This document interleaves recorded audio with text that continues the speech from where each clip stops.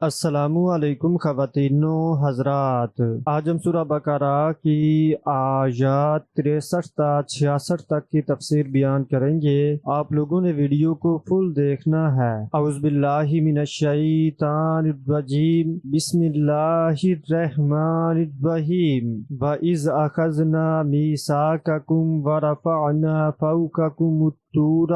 خُذُوا مَا آتَيْنَاكُمْ بِقُوَّةٍ وَاذْكُرُوا مَا فِيهِ لَعَلَّكُمْ تَتَّقُونَ ثُمَّ تَوَلَّيْتُمْ مِنْ بَعْدِ ذَلِكَ فَلَوْلَا فَضْلُ اللَّهِ عَلَيْكُمْ وَرَحْمَتُهُ لَكُنْتُمْ مِنَ الْخَاسِرِينَ۔ اور جب ہم نے تم سے پختہ وعدہ لیا اور تم پر طور پہاڑ کو بلند کیا اور کہا ہم نے تمہیں جو دیا ہے اسے قوت سے پکڑ لو، اور جو کچھ اس کتاب میں ہے اسے یاد رکھو تاکہ تم متقی بن جاؤ، پھر اس کے بعد تم پھر گئے تو اگر تم پر اللہ کا فضل اور اس کی رحمت نہ ہوتی تو تم ضرور خسارہ پانے والوں میں سے ہو جاتے۔ میثاق یہود، اللہ تبارک و تعالی یہودیوں کو وہ عہد و میثاق یاد دلا رہا ہے جو ان سے لیا گیا تھا کہ تم اللہ وحدہ لا شریک لہ کے ساتھ ایمان لاؤ گے اور اس کے رسولوں کی اتباع کرو گے۔ اور اللہ تعالی نے یہاں یہ بھی فرمایا ہے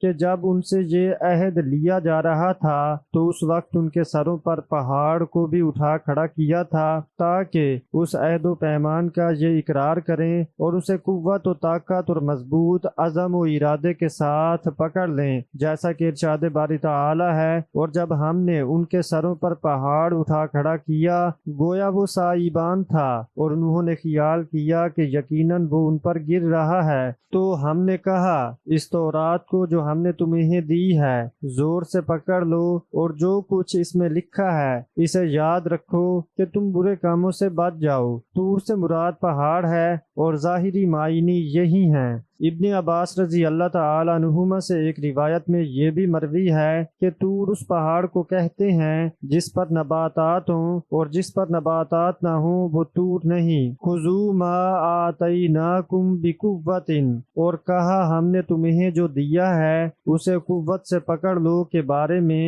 حسن فرماتے ہیں کہ اس سے مراد تورات ہے، مجاہد فرماتے ہیں بقوۃ سے مراد یہ ہے کہ اس پر مضبوطی سے عمل کیا جائے، اور ابو العالی اور ربی نے وَاذْكُرُوا مَا فِيهِ، اور جو کچھ اس کتاب میں ہے اسے یاد رکھو کے معنی یہ بیان کیے ہیں کہ تورات کو پڑھو اور اس کے مطابق عمل کرو۔ ارشاد باری تعالی ہے ثُمَّ تَوَلَّيْتُم مِّن بَعْدِ ذَلِكَ، یعنی اس عظیم اور پختہ عہد سے تم پھر گئے، تم نے روگردانی کی اور اس عہد و میثاق کو توڑ ڈالا۔ فَلَوْلَا فَضْلُ اللَّهِ عَلَيْكُمْ وَرَحْمَتُهُ، یعنی اگر تم پر اللہ تعالیٰ کا یہ فضل اور اس کی رحمت نہ ہوتی کہ اس نے تمہاری توبہ کو قبولیت سے نوازا اور انبیاء و مرسلین کو تمہاری ہدایت کے لیے معبوس فرمایا، لَكُنْتُم مِّنَ الْخَاسِرِينَ، تو اس عہد و میثاق کو توڑنے کی وجہ سے تم دنیا و آخرت میں خسارے میں پڑ گئے ہوتے۔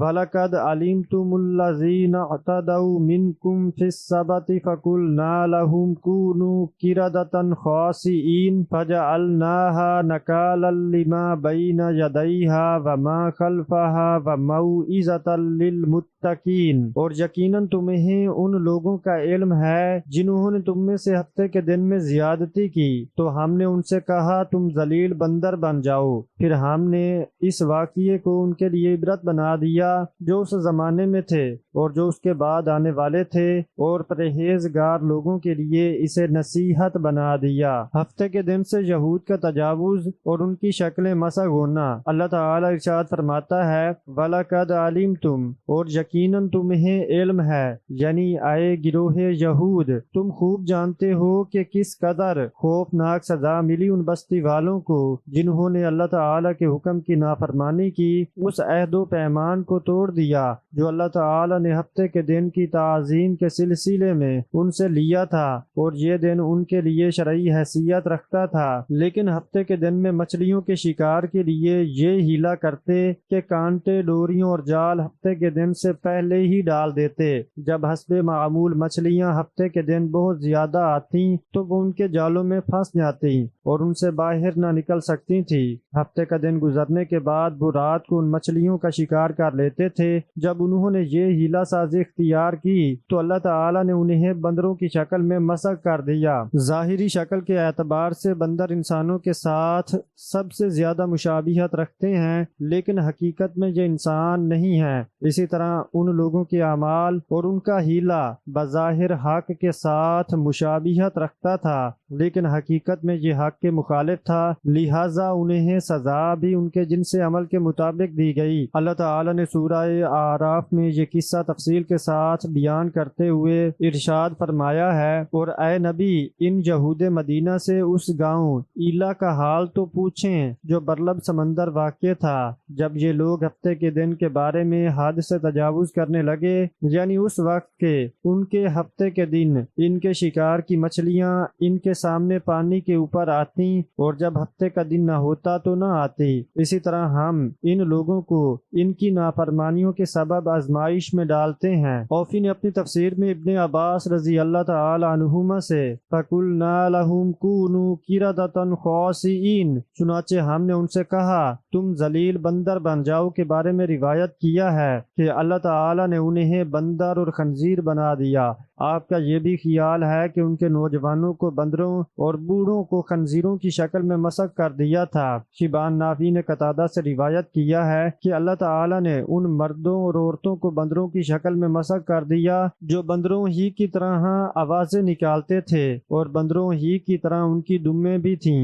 موجودہ بندر اور خنزیر ان کی مسخ شدہ نسل میں سے نہیں۔ ابن ابو حاتم نے حضرت ابن عباس رضی اللہ تعالی عنہما سے روایت کیا ہے کہ جو لوگ ہفتے کے دن کے بارے میں حد سے تجاوز کر گئے اور اس کی وجہ سے انہیں بندر اور خنزیر بنا دیا گیا تو وہ اس کے بعد ہلاک ہو گئے تھے۔ جن لوگوں کو مسخ کر دیا گیا ہو ان کی نسل آگے نہیں چلتی۔ ضحاک نے ابن عباس رضی اللہ تعالی عنہما سے روایت کیا ہے کہ اللہ تعالی نے انہیں ان کی نافرمانی کی وجہ سے بندروں کی صورت میں مسخ کر دیا تھا اور اس کے بعد وہ زمین پر 3 دن تک زندہ رہے۔ جسے بھی مسخ کیا گیا ہے وہ 3 دن سے زیادہ زندہ نہیں رہا، نہ وہ کھاتا پیتا تھا اور نہ اس کی نسل ہی آگے چلتی تھی۔ باقی رہے دنیا کے یہ بندر اور خنزیر اور دیگر تمام مخلوق تو اسے اللہ تعالی نے انہی ہی 6 دنوں میں پیدا فرمایا ہے جن کا اس نے اپنی کتاب مقدس میں ذکر فرمایا ہے۔ مختصر یہ کہ اللہ تعالی نے بنی اسرائیل کے ان لوگوں کو بندروں کی صورت میں مسخ کر دیا تھا۔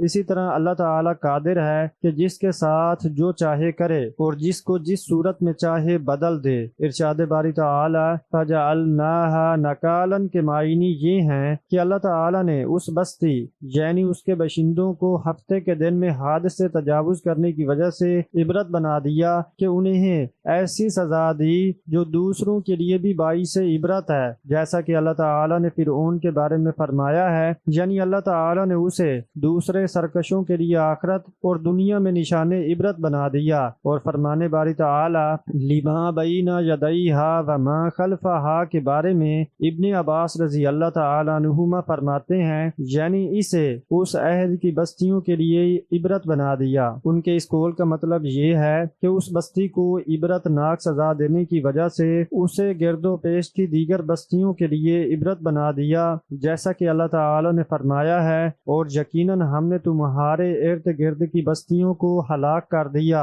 اور بار بار اپنی نشانیاں بیان کر دیں تاکہ وہ رجوع کریں۔ اللہ تعالی نے انہیں اسی زمانے کے لوگوں کے لیے عبرت بنا دیا اور بعد میں آنے والے لوگوں کے لیے نسل در نسل خبر کے ذریعے سے اسے نصیحت بنا دیا۔ چونکہ اس کا تعلق بعد والوں سے ہے اسی لیے فرمایا وَمَوْعِظَةً لِّلْمُتَّقِينَ اور پرہیزگاروں کے لیے نصیحت بنا دیا، یعنی اللہ تعالیٰ کے حرام کردہ امور کے ارتکاب کی وجہ سے ہم نے ان لوگوں کو جس سنگین سزا اور بدترین عذاب سے دوچار کیا، اس میں پرہیزگاروں کے لیے نصیحت کا یہ پہلو ہے کہ وہ اس طرح کی ہیلا سازیوں سے اجتناب کریں جن کا ان یہودیوں نے ارتکاب کیا تھا، تاکہ یہ بھی اس طرح کے عذاب میں مبتلا نہ ہو جائیں جس سے وہ دوچار ہوئے تھے۔ جیسا کہ امام ابو عبداللہ ابن بطہ نے حضرت ابو ہریرہ رضی اللہ تعالی تعالیٰ عنہ سے روایت کیا ہے کہ رسول اللہ صلی اللہ علیہ وآلہ وسلم نے فرمایا تم ان امور کا ارتکاب نہ کرو جن کا یہودیوں نے ارتکاب کیا تھا